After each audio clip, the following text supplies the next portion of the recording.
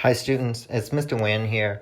Today I'm going to show you how to solve a system of two equations with two variables, okay? So here we have a system and we have to solve for the value of x and the value of y that will make both of these equations true.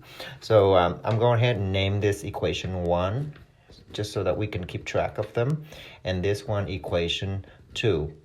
Okay, so when I observe these two equations, I notice that the equation 2 has a single variable for y. So this is what tells me that a substitution method is probably the fastest method to use. So I'm going to go ahead and solve this using substitution. Okay, substitution. So to use substitution, I am going to have to use equation 2, and I'm going to have to isolate the y variable. So I'm going to solve for y using equation 2.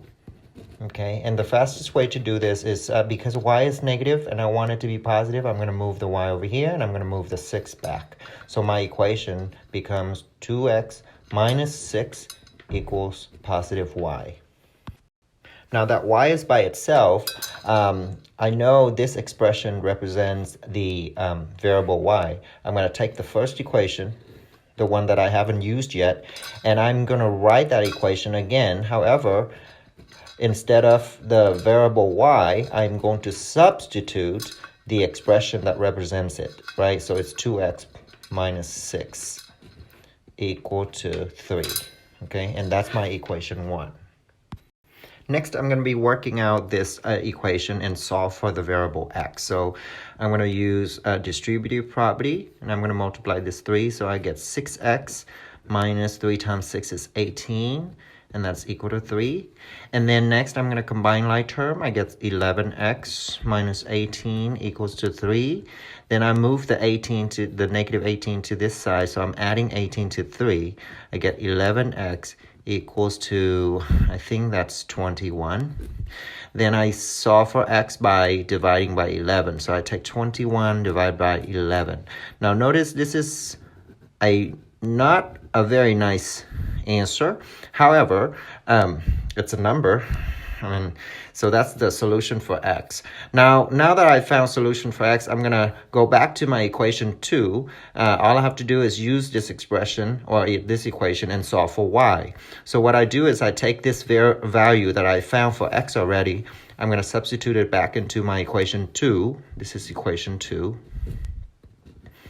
And then I will be able to get the value for y. Let me move this paper up a little bit. So we're going to do 2x. So instead of x, I put 21 over 11. Minus 6 equals to y. Okay. I have a feeling this is not going to be a nice answer either. But let's work this out. 2 times 21 is 42 divided by 11. Minus 6. Well, I can't take a fraction over 11 and subtract 6. So I'm going to have to change this 6 to something over 11. Well, 66 over 11, well, it's the same as 6. So I'm changing that so that they have the common denominator. So I can subtract, okay? So if I subtract 42 from 66, or subtract 66 from 42, I get a negative answer. 6 minus 2 is 4. 6 minus 4 is 2.